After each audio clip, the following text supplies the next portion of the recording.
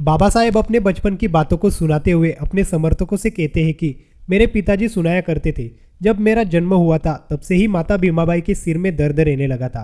British सरकार और जातिवादियों के गठजोड़ के कुचक्र के कारण सभी अचूक सैनिकों को कार्यकाल के समाप्त होने के पूर्व ही सेवानिवृत्त करने का षड्यंत्र 1866 से ही रचा गया था, लेकिन सूबेदार जी और दूसरे नेताओं के विरोध के कारण उसे कार्यान्वित नहीं किया जा सका था। इसका भी गहरा प्रभाव माता भीमाबाई पर पड़ा था। इसी चिंता के कारण उनका मन बड़ा ही दुखी रहता था।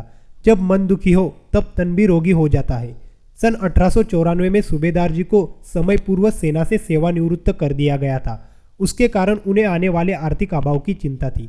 इसके अलावा उन्होंने 14 बच्चों को जन्म दिया था। उनमें से 7 बच्चों की अकाल मृत्यु हो चुकी थी। उसका भी उन्हें दुख था। बालक भीमराव पर उनकी सारी आशाएं बंधी हुई थी। उनकी 4 पुत्रियां थी। उन चारों की शादियां सैनिक घरों में हुई थी, इसलिए उन्हें अपने प्यारे भीमराव के भविष्य के संबंध में सदा व्याकुलता रहती थी। तीसरा कारण था सूबेदार जी का घर से बाहर दूसरे गांव में रहना। सूबेदार जी का कार्यक्षेत्र गोरेगांव था। उस गांव में अकाल पीड़ितों के लिए तालाबों की व्यवस्था सरकारी स्तर पर की जा रही थी। वहां पर वे निरीक्षण तो करते ही थे, पर इसके साथ ही इस क्षेत्र के मजदूरों में उनकी दैनिक मजदूरी वेतन बांटने भी जाते थे। इस प्रकार उनके घर से बाहर होने के कारण माता भीमाबाई की मानसिक चिंता बढ़ गई थी। अभी कुछ ही दिन गुजरे थे कि सूबेदार जी को सातारा से एक एक्सप्रेस तार मिला कि उनकी पत्नी गंभीर रूप से बीमार हो गई है। पहली गाड़ी से सूबेदार जी तुरंत सातारा आ गए। उन्होंने आते ही डॉक्टरों की व्यवस्था की। 3 दिनों के औषधोपचार के बावजूद माता भीमाबाई 1896 को इस अनित्य संसार से सदा के लिए विदा हो गई। ये एक प्रकार का अनभ्र वज्रपात था जो नन्हे बच्चों और सूबेदार जी पर गिरा था। मृत्यु को रोकने का उपाय आज तक किसी ने ढूंढा नहीं। भगवान बुद्ध के अनुसार चराचर जगत मरणशील है। जो जन्मा है वो एक दिन मृत्यु को ग्रास बनेगा ही।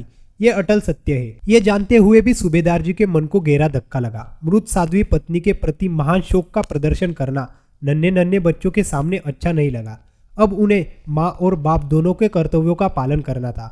उनकी सारी आशाओं के केंद्र केवल बालक भीमराव ही थे।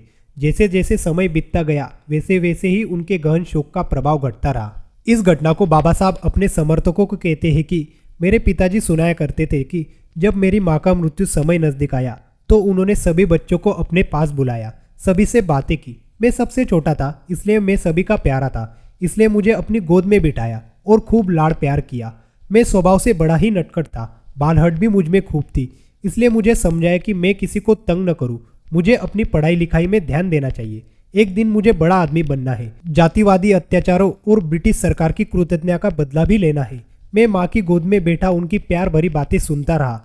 थोड़ी ही देर में वे हमें रुलाते हुए सदा के लिए विदा हो गए। वीडियो अच्छी लगी हो तो प्लीज हमें कमेंट करके जरूर बताना और हमारे चैनल को लाइक और सब्सक्राइब जरूर करना। धन्यवाद।